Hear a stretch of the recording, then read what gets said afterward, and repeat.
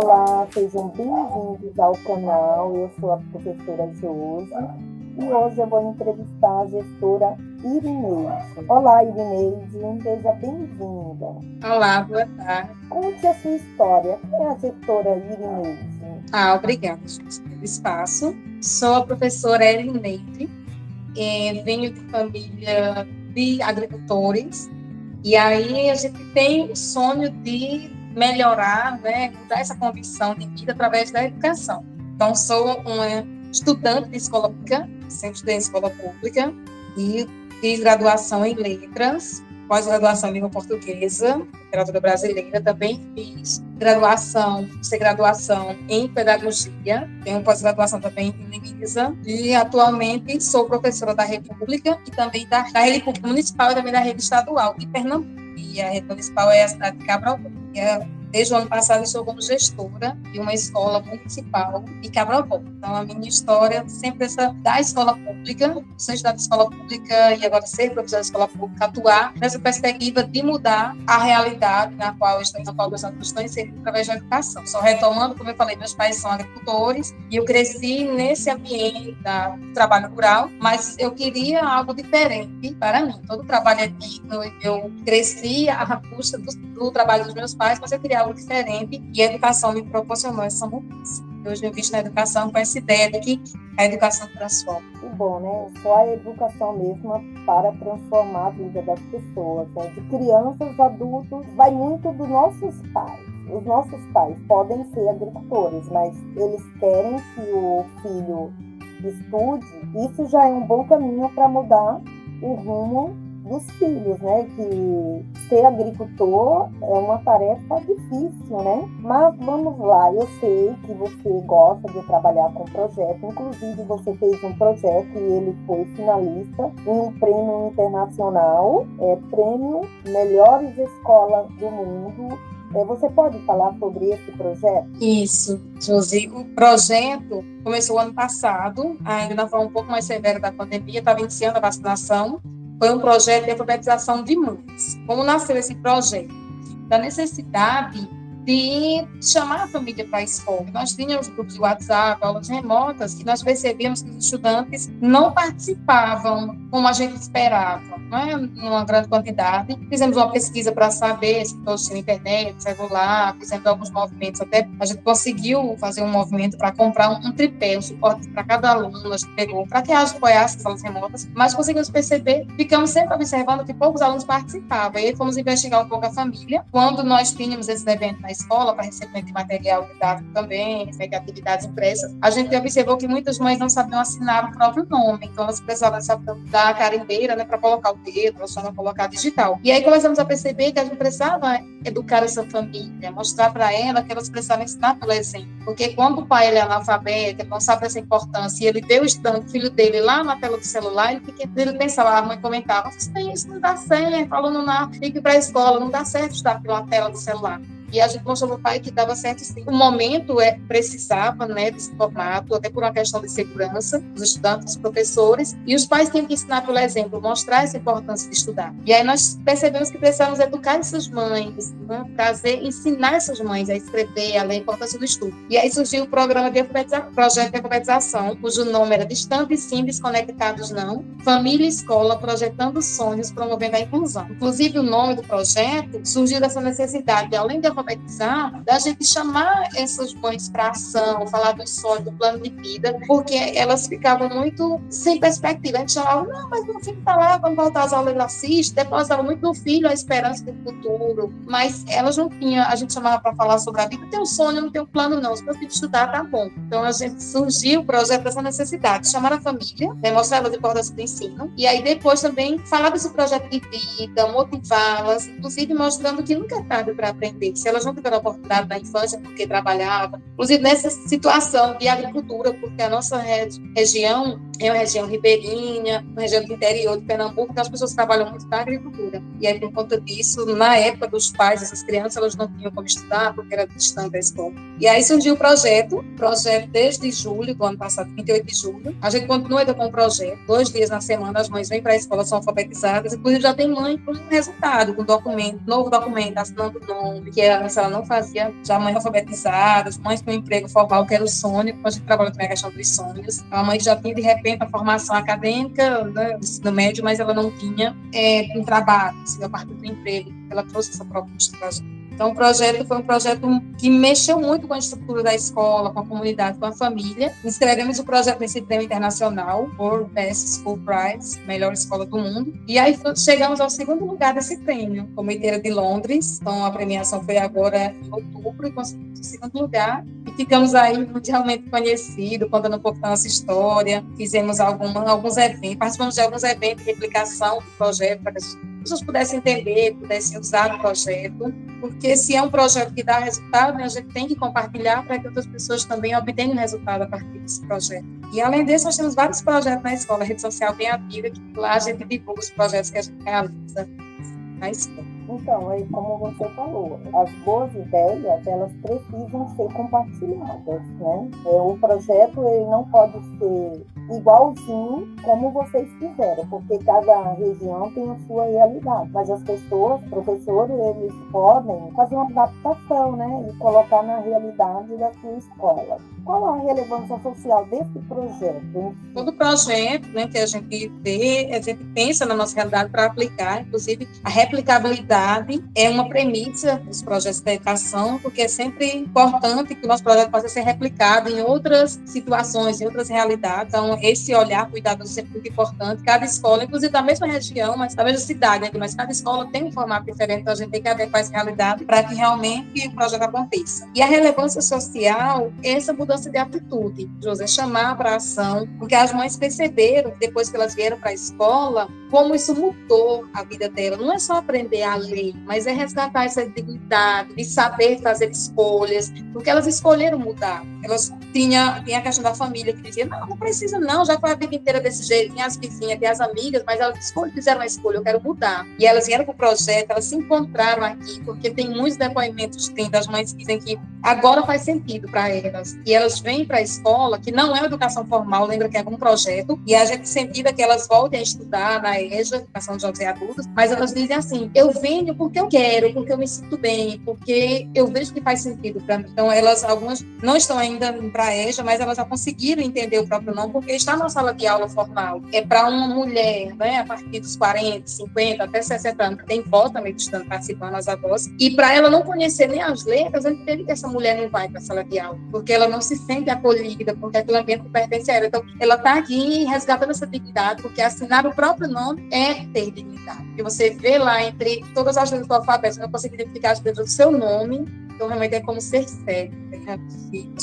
Então, a relevância social é fazer essa mulher acreditar nela mesma. E ela está resgatando o sonho, a autoestima, ela está realizando os sonhos aqui. Então, ela é um espaço também de conversa, é um espaço de diálogo com essas mulheres, é um espaço onde elas conversam também com os filhos, porque eles participam das aulas com elas. É uma troca de saberes, ela ensina os filhos ensinam a ela. Inclusive, no dia que elas faltam, aí o filho avisa, minha mãe não veio hoje por tal motivo. Então, ao invés da mãe avisar que o filho falta na escola, é o contrário, o filho ajuda. Então, a gente sente esse senso de empoderamento da escola, empoderamento do saber. Então, isso tem mudado a nossa comunidade. Mulheres que moram nessa comunidade, mas que não têm filhos nessa escola, vêm perguntar. Nós já temos duas mães que participam do projeto, mas que não têm filhos na escola. Mas elas vieram perguntar se podia passar o projeto. E o projeto é para a comunidade. Já tem das mães estudantes, mas aquela mulher que quiser participar, está aberto o convite. Então, a relevância social é de mostrar para essas mulheres que estão numa condição, né, desfavorável, no sentido da aprendizagem, de que só elas podem transformar suas vidas a partir da tomada de decisão, e é o que elas estão fazendo. Então, empoderar essas mulheres de conhecimento é algo que não tem preço,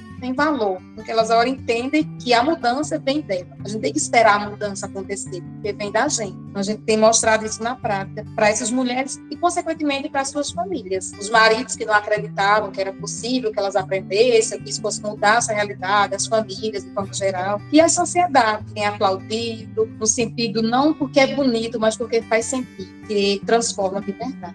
Agora, você acha que um projeto, ele nasce pela necessidade do professor ou pela necessidade do estudante? E se temos uma hora certa para se fazer um projeto?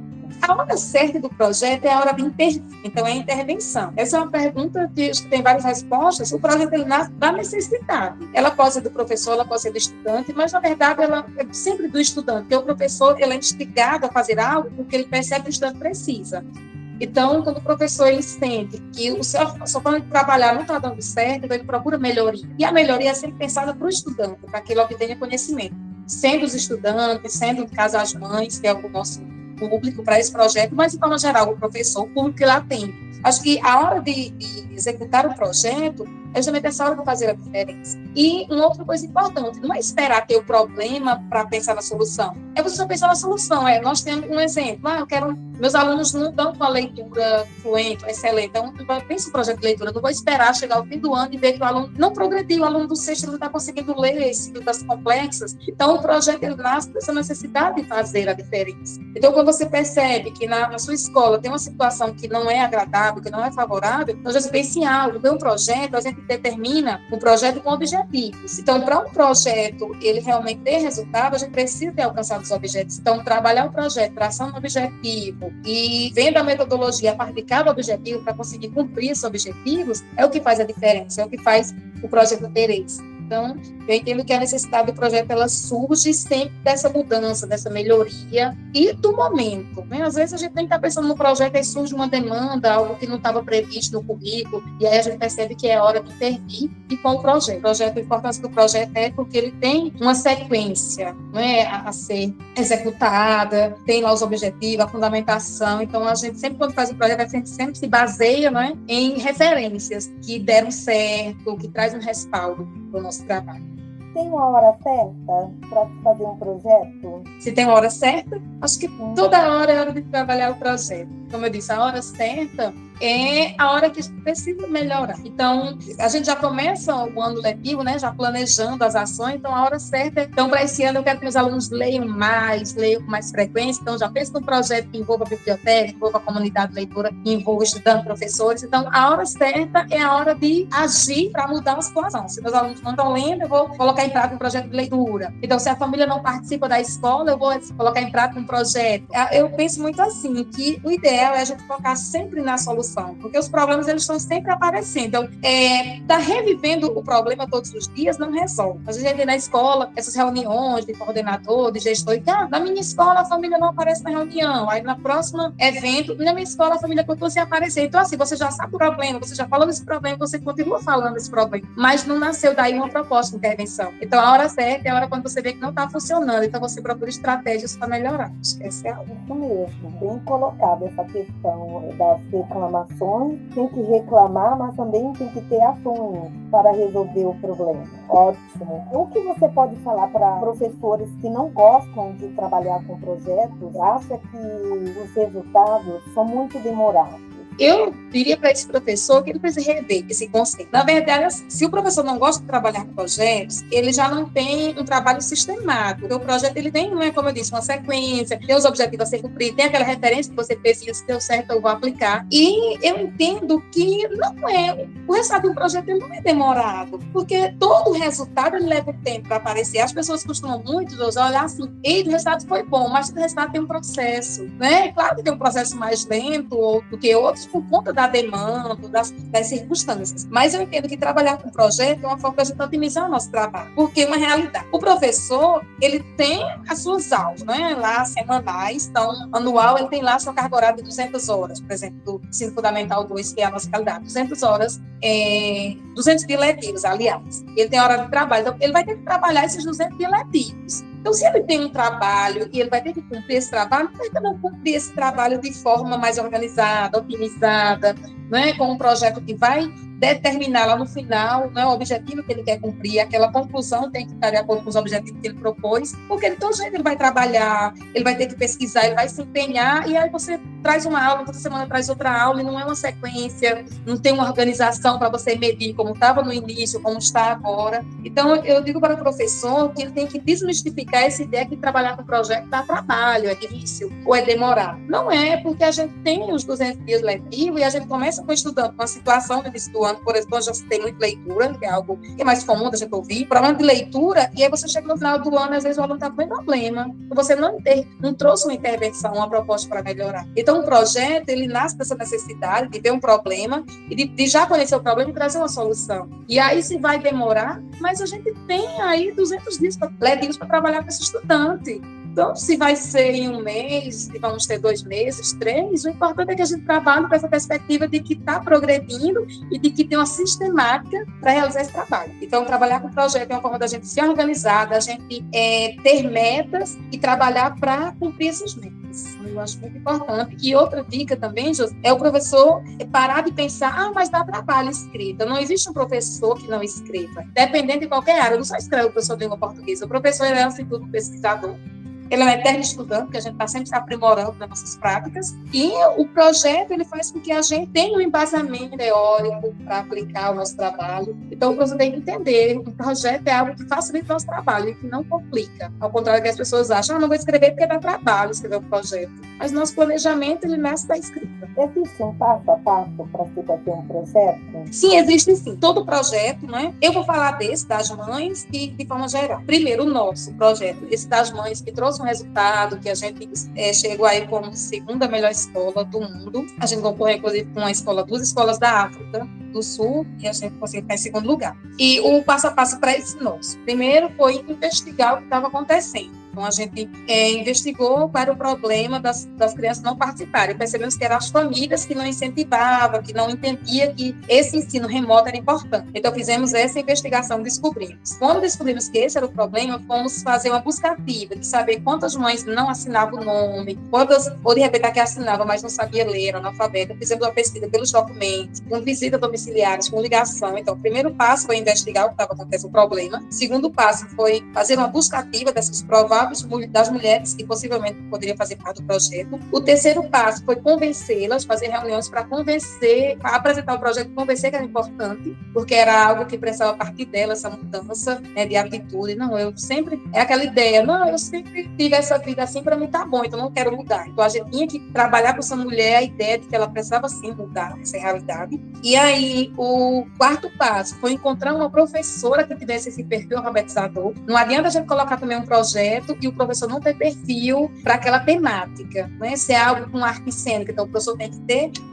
essa formação, esse perfil. Se é alfabetizador de mulheres, que elas estão cansadas, elas têm cuidado da casa, elas têm uma vida difícil. Então, esse professor, além de alfabetizar, ele precisa conquistar essas mulheres, fazer desse espaço, a sala de aula seja um espaço dinâmico. Então, a gente procurou esse professor com esse perfil, e que nesse caso teria que ser uma professora, né, do sexo feminino, para que as mulheres se sentissem à vontade, porque tem toda essa dinâmica. E o quinto passo foi, a cada aula, proporcionar um ambiente agradável, acolhedor, para que ela quisesse voltar na próxima aula. Então, no nosso caso, nós elencamos esses 5 passos como uns passos primordiais para a execução do nosso projeto. E, de forma geral, para todo projeto, tem os passos. Então, acho que a primeira ideia sempre de cada projeto é investigar, né, qual é o problema, entender o problema e buscar a sua solução. E depois fazer essa busca ativa do público-alvo. Esse planejamento, isso é sempre importante, esse professor com esse perfil para esse tipo de projeto, para esse público, porque ele tem que cativar esse público para que o projeto dê certo. E está sempre revendo também os resultados. No nosso caso, como é que a gente reviu essa aula? Era com uma aula. Já tinha uma aula bacana, elas gostavam, comentavam, e a gente já pensava na próxima aula para que elas pudessem voltar. Então, a gente ia sempre também fazendo essa avaliação. Deu certo? Teve algo que não foi positivo? Tem alguma coisa que elas não gostaram? Tem algo que elas pediram que a gente ainda não fez? Então, ia nascendo muito o planejamento da aula anterior. Então, acho que o passo a passo do projeto é a gente pensar sempre no público, na pessoa que vai aplicar o projeto e fazer sempre essa avaliação do que está dando certo, do que pode ser melhorado. Se você fosse escolher uma profissão hoje, você escolheria ser professora novamente? Sim, eu escolheria, mesmo com as dificuldades.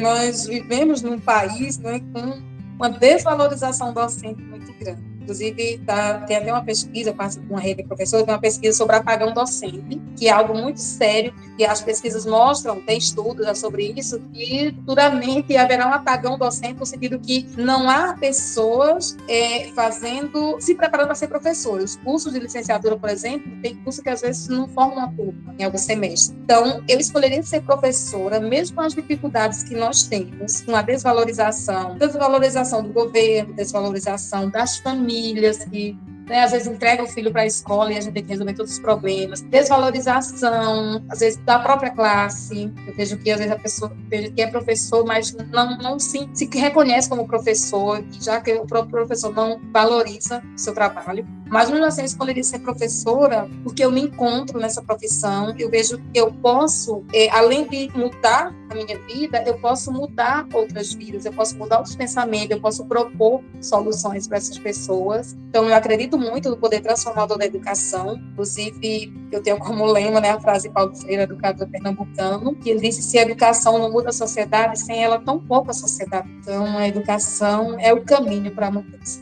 Principalmente num país com tantas desigualdades, com tanta pobreza. Então, é só a educação que faz a gente mudar essa realidade. Escolheria ser professor.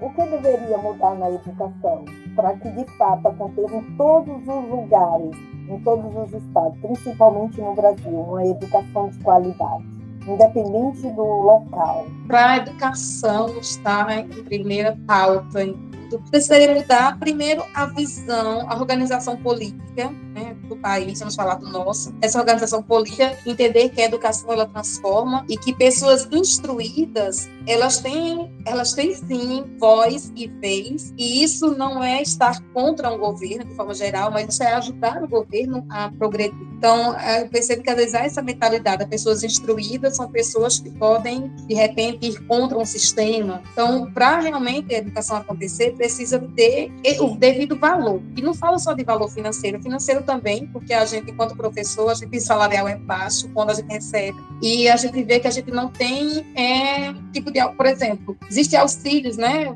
para várias categorias de trabalho, mas o professor, tudo depende da gente. É uma farda que a gente precisa comprar, é um material, é transporte, então tudo vem da gente, toda a despesa vem do próprio professor. Então não existe uma valorização de forma nenhuma nesse sentido, né, de ajudar o professor a ter qualidades melhores, a ter estrutura física na escola melhor. Então, para que a educação aconteça, precisa ter essa valorização de que o professor, ele forma todas as outras profissões. Precisa também que a sociedade entenda, que não é só o poder público, não é só o governo, mas a sociedade precisa entender o valor que a educação tem. E ter jovens na escola, século XXI, com toda a tecnologia a seu favor para aprender, e ver esses jovens querendo fazer da escola apenas um ponto de encontro, entristece muito enquanto pessoa. Então, quanto mais facilidades para aprender o jovem tem, ele tem se distanciado da aprendizagem. Não estou generalizando, mas estou observando o cenário de professora que eu vivo, que falta as pessoas entenderem que a educação é uma riqueza que ninguém consegue tomar da gente. É uma educação para a vida, então que a gente adquire, que ninguém nos toma. Então, falta esse olhar para a educação de forma completa. Governo, sociedade, família, professores. Então, falta esse olhar, né? Há países que as autoridades se curvam aos professores quando eles passam, entendendo que o professor é a base de uma sociedade. Entende que a educação realmente transforma. No nosso país, a gente vem lutando para mostrar para a sociedade que a educação transforma, mas ainda falta esse entendimento por parte de todos os brasileiros do nosso país. Então, você falou da questão do jovem, e alguns, não são todos, vão para a escola como se fosse a escola fosse um ponto de encontro. Nas periferias, a escola é o único lugar que tem para esse estudante ir. Só que a escola, tudo mudou, e a escola continua arcaica, tem a tecnologia. Isso atrai o jovem, e a maioria das escolas não tem tecnologia. Então, isso é uma desvantagem para o jovem. Temos, você falou dos jovens, a questão de, às vezes, o único lugar que ele tem de atrativo é a escola. A gente entende, inclusive a nossa escola aqui é de periferia, a gente tem essa realidade. Um dia que, por algum motivo, a aula tem um tempo menor, aí, não acredito que vai ser mais cedo, porque a escola é o melhor lugar para ele estar. E aí você falou da tecnologia, sim. tem essa dificuldade, sim, nas escolas, e no nosso país, principalmente. Mas existe também uma questão desse olhar de que a tecnologia não só é o celular, a internet. Então, a gente tem várias possibilidades, por exemplo, de um estudante ele mostrar o seu conhecimento. E é desse sentido que eu estou falando, que, claro que tem essas dificuldades, a escola não conseguir oferecer, né, tudo que deveria ter, como a parte tecnológica, como um laboratório bacana para esse estudante, mas, e também esse espaço, o único espaço que ele tem para conversar, para encontrar as pessoas, para se divertir, mas ele tem que entender que é o único espaço também que ele vai ter para ter conhecimento, porque em casa ele não tem um material para ler, porque em casa ele não tem incentivo, porque em casa ele não tem um exemplo. Então, é nesse sentido que eu falo que eu sei que tem as dificuldades, e são muitas, realmente nas situações de extrema pobreza, né? E o jovem ele traz uma carga muito grande para a escola. Mas eu acho bonito quando eu vejo que essas histórias de superação, que a pessoa tem uma vida tão difícil, mas ela supera aquilo através da educação e ela mostra, inclusive com exemplo, né, para outros jovens, que ela mudou porque ela entendeu, e aquele jovem entendeu essa necessidade, foi a educação que salvou. Então, às vezes me entristece nesse sentido, porque eu percebo que a gente oferece ao estudante, mesmo nas nossas dificuldades, a nossa escola, por exemplo, de periferia, mas a gente oferece essa educação diferenciada. E aí, quando a gente não tem a resposta que a gente espera do jovem, a gente fica triste nesse sentido, que a gente está dando oportunidade e ele não está entendendo. Mas, por outro lado, a gente precisa compreender que o jovem não tem essa maturidade que a gente tem, que a gente está falando de educação, e um fator muito importante é que muitas vezes ele não tem esse exemplo, né, em casa, dos amigos. Então, é difícil também ele não ter essa vivência, né, não trazer para a escola já essa ideia de que ali é o espaço que ele precisa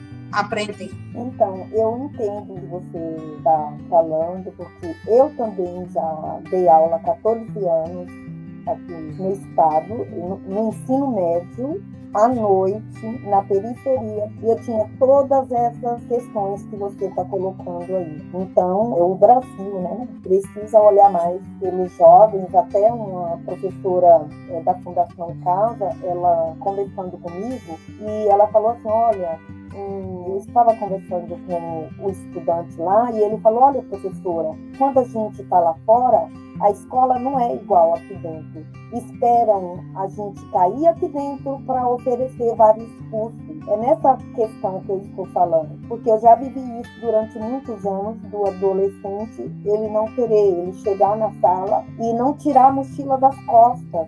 E eu ia perguntar para ele, e ele falou, ai, professora, eu não quero fazer nada. Eu só estou vindo porque minha mãe me obrigou a vir. Então, é uma situação muito difícil para nós, professores, que lutam para que esses jovens, nossos alunos, aprendam um pouco, sabe? Saia dessa vida, que aprenda, se desenvolva, né? E, às vezes, a gente não consegue.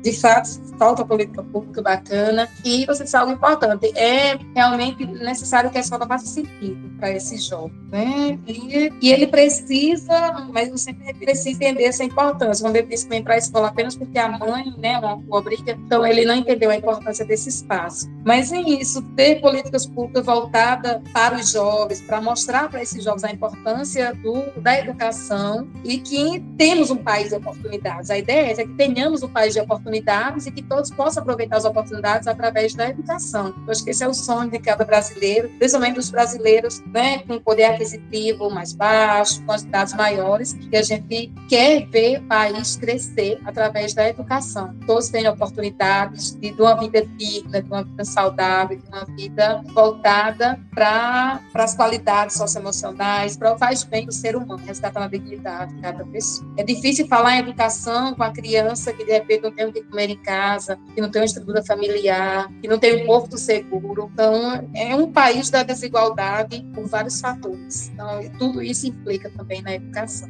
Se tivermos famílias felizes, com a dignidade restaurada, então nós teremos também estudantes mais empoderados. Com certeza, né? Agora, o que é ser professor nos dias de hoje? É um desafio constante. É esse desafio de tudo que já foi falado aqui. Esse desafio constante também de estar se reinventando. É como você disse, essa educação arcaica, ela não pode mais acontecer. E o professor, ele tem que estar se reinventando todos os dias, porque a educação, ela muda muito, né? O formato de ensinar, ele muda. E tem até algumas brincadeiras sobre tecnologia. A tecnologia chegou, mas a gente não pode usar a mesma aula tempo atrás, só usar a tecnologia, mas a mesma aula. Então, a gente tem que estar se reinventando, a gente tem que estar aprendendo. Então, ser professor é, acima de tudo, ser um eterno estudante, para se reinventar, para fazer da aula, né, um espaço atrativo, da escola um espaço de encanto. E também é superação, uma superação diária, porque a gente tem que, mesmo com essa vontade da mudança acontecer, essa alegria que a gente tem de ir para a sala de aula, a gente tem que ser resiliente, tem que estar se superando a cada dia, porque os desafios são constantes. A gente vê, como eu comentei, os desafios de, às vezes, não ter o apoio da família, às vezes, sofrer com a violência dentro da escola, então, de ter situações adversas. Então, ser professor é um desafio em todos os âmbitos, e a gente está pensando em se superar cada dia, como pessoa e como profissional. Agora, voltando lá no arcaico, a educação não mudou muito, tudo mudou, menos a sala de aula. A questão da pandemia, que a maioria dos professores não sabiam ligar um computador. Então, essa questão aí pegou muitos professores ficaram doentes devido a essa questão de não saber estar manuseando o computador. Professores de chorar com a sala de aula lá remota.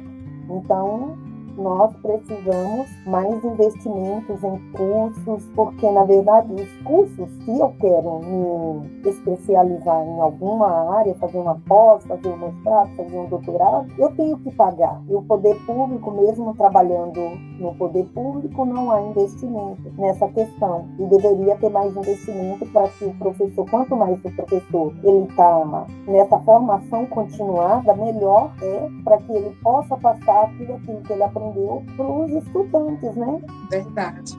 Salário, né, adequado, formação continuada, valorização docente, ela é muito importante. Então, foi esse momento de pandemia, além da situação emocional, das perdas, essa questão da educação, ela foi muito difícil, foi do dia para a noite, tudo mudou. Então, para quem já estava mais acostumado com esse uso da tecnologia, mas aconteceu realmente, as pessoas não usavam, então, essa sobrecarga também, essas cobranças, foi um momento também para a gente aprender muito, porque surgiram tantas situações que a gente nem imaginava para a sala de aula, né, com remoto, outras possibilidades de aprender. Mas é preciso ter uma constância nessa aprendizagem, é preciso ter uma formação e lembrar que um detalhe muito importante, o professor, ele até se atualizou, estudou, né, muitos conseguiram, mas é tudo com recurso próprio, né?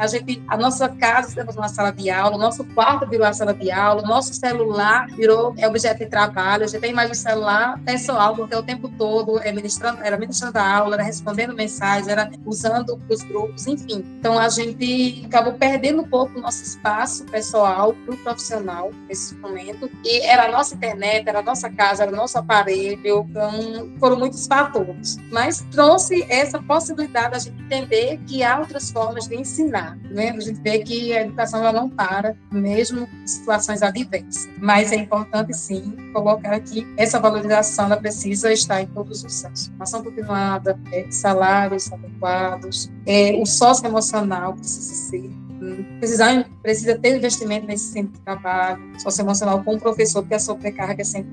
Então, isso que eu fico prestando atenção, porque há quem diga que o professor não trabalhou durante a pandemia, só porque nós estávamos trabalhando remotamente. E aqui nesse período nós trabalhamos muito mais, porque o professor estava inserido em grupos, e esses grupos, os estudantes e pais não tinham hora para mandar mensagem. Mandava mensagem de noite, pela manhã, qualquer horário. Então, nós trabalhamos sim no período da pandemia. E muito mais do que o nosso horário normal, como se nós estivéssemos trabalhando presencialmente. Online, remoto, nós trabalhamos muito mais. Sim. Era 100 horas, porque todo momento a gente estava ali, né? Na teleaula a gente tem um horário para estar lá. E a sobrecarga foi muito grande. Eu, por exemplo, eu até queria, mas comecei a usar o óculos durante esse período, quando eu não usava. E aí chegou um momento que eu não estava conseguindo ler à noite, por conta da claridade, que não era suficiente. Aí eu percebi que foi este momento, muito tempo usando a tela, o celular do computador, e a sobrecarga foi muito grande. Sobre o projeto, eu acabei falando um pouco, eu queria deixar claro para as pessoas que o projeto nasceu dessa necessidade de chamar a família e ajudou muito. Melhorou muito o índice de aprendizagem dos estudantes, melhorou muito a participação das famílias na escola. Então, o senso de empoderamento dessas famílias, dessas crianças, melhorou bastante. O prêmio trouxe essa visibilidade para a escola. Nós tivemos recebendo muitas visitas da escola, muitas reportagens, e isso fazia com que o estudante acreditasse na escola dele. Nossa, escola de periferia, essa escola perdida aqui no cantinho, uma cidade do interior de Pernambuco, e trouxe esse empoderamento. Então, você falou da questão dos projetos. Então, trabalhar um projeto com um objetivo bem estruturado traz, sim, bons resultados. Então, se vamos passar 3 meses, 4, 5 anos para ter resultado, importante é que tenhamos um resultado. Nem todo resultado é imediato. E lembrar que todo resultado teve um processo para chegar ao resultado. Então, o projeto foi algo que realmente mudou a realidade da nossa escola, e nós tivemos uma lição, que nós precisamos ter o apoio da família de forma real e de forma harmonizada, com cuidado, com zelo. Não é só chamar a família para a reunião e reclamar se a família não vem, mas é trazer essa família para dentro da escola, para que ela possa propor soluções com a gente, para que ela possa dar exemplo aos filhos, para que ela possa monitorar o que está acontecendo quando não tem escola, quando não aprende. Então, o projeto de mães, ele aproximou muito a família da escola. Quando a gente tem o dia de família e escola, a gente tem os avós aqui na escola participando. Então, a gente tem muito esse apoio da família, isso tem a ajudar, porque tudo vem de casa, né? Se o estudante, ele é rebelde, então, às vezes ele traz isso de casa. Se o estudante, ele teve um problema na família, ele traz isso para a escola. Se o estudante, ele usa muito celular em casa, ou se ele dorme tarde, ele traz esse problema para a escola, que ele não quer estudar, ele está com sono. Então, tudo vem de casa. Então, essa aproximação da família ajuda muito. Então, o prêmio de segunda melhor escola do mundo mudou a nossa realidade, fez que o estudante acreditasse mais nele. Mas, independente de ter participado do concurso, o projeto, ele faz muito sentido para a escola. Então, nós temos aulas às terça e quinta, onde nós tivemos o encontro e fizemos uma aula super bacana. Então, a educação realmente transforma. Esse é o recado que eu quero deixar. Investir na educação e na parceria com a família. Agora, você pode deixar uma mensagem para professores, coordenadores, diretores e todas as pessoas que irão assistir, crianças, estudantes? Para quem é gestor, primeiramente, lembrar que o gestor, ele precisa compreender a escola como um todo. Eu entendo que a dificuldade é grande, a gente da gestão fica muita parte administrativa, mas o pedagógico, ele é essencial, que a gente conheça, que a gente participe, que a gente proponha soluções para os problemas, porque é o que faz a nossa escola melhorar o índice de aprendizagem. E para os professores, acreditar no que a gente faz é muito importante, porque todo professor trabalha muito, tem muitas dificuldades, a gente sabe que as dificuldades de sala de aula são enormes, e aí cada realidade é única, mas são todas difíceis. Qualquer lugar do nosso país é sempre muito difícil, a gente percebe, né, pelas reportagens, pelo que a gente compreende por educação, mas lembrar o professor que ele precisa acreditar no que faz. É muito importante. Quando a gente acredita que o nosso trabalho, ele é bom, a gente consegue passar isso para outras pessoas. Então, o professor, ele precisa acreditar no que ele faz, para que as outras pessoas possam acreditar também. Para os estudantes, para as famílias, lembrar que só a educação transforma. E que o problema não é a gente ter tido poucas oportunidades, a gente vir de uma família humilde, a gente ter problemas. O importante é a gente entender que a gente pode superar todas essas dificuldades se a gente tiver força de vontade e se a gente souber aproveitar as oportunidades. E uma oportunidade ímpar que a gente tem é de adquirir conhecimento, para que a gente consiga florescer. Tá? Então, dizer para as pessoas que Paulo Freire, novamente eu falo Paulo Freire, inclusive ele é uma referência para o nosso projeto, eu nem citei, mas é uma das referências para o Paulo Freire, que ele alfabetizava de acordo com a realidade, né? O pedreiro, ele trazia palavras daquela realidade, o cimento, o tijolo, para que a pessoa entendesse, né, o que ele estava falando. E Paulo Freire tem uma frase que diz assim: a educação, ela não muda o mundo, ela muda as pessoas transformam. Então nós estamos no país das adversidades, mas somos nós que devemos fazer a mudança acontecer. Os nossos estudantes serão, né, as pessoas, os agentes da mudança do amanhã. E nós que já estamos na ativa também temos esse papel, então que possamos realmente fazer essa mudança, buscar por essa mudança. Reclamar não resolve o problema, precisamos agir. Para saber mais sobre o projeto, você pode deixar os contatos? Sim, nós temos uma rede social muito ativa, é @escolavandro, é o nosso Instagram. Nós temos, pode pesquisar lá no Google, tá? DAV, Diário da Aprendizagem Virtual, blog da EREP. Então, o nosso blog Desde o ano passado a gente tem um site, a nossa escola tem um site. A gente tem todas as redes sociais, tem o TikTok, tem o LinkedIn, Facebook, mas o Instagram é mais usado, @Escola Evandro, e o nosso blog, a gente consegue encontrar no Google, Diário da Aprendizagem Virtual. Se quiser, a gente encontra. Então, lá tem tudo sobre o projeto. A minha rede social é @Elineide Alves, 115, mas eu posto muita coisa de educação. Ela é praticamente uma rede de trabalho, não é muito privada, ela é pública, inclusive, eu quase não posto nada pessoal, é mais trabalho mesmo. Gosto de compartilhar sobre o meu trabalho. Mas na Escola Evandro tem tudo sobre o projeto e sobre os projetos que a gente desenvolve. A escola de referência, que eu falei aqui, é integral, e aí nós temos diversos projetos, tem uma parte diversificada da escola, que trata de projetos de protagonismo, eletivas, que é a escolha. Então nós temos muita coisa bacana, que pode, inclusive, ser replicada. Então fique à vontade para olharem, para conversarem com a gente, compartilhar. Muito bom ter conversado com você. Muito obrigada. Obrigada, eu que agradeço o espaço, espero que possa contribuir, né, com novas práticas. E eu gosto muito de aprender, então sempre que eu estou num evento, numa palestra, eu gosto de ver o que está acontecendo. No caso do seu canal, vou dar uma olhada aqui, todos os materiais que você coloca lá, porque a gente vai sempre aprendendo sobre isso. É a premissa da educação, replicar tudo. Gratidão, muito obrigada. Tchau, pessoal, e até o próximo vídeo.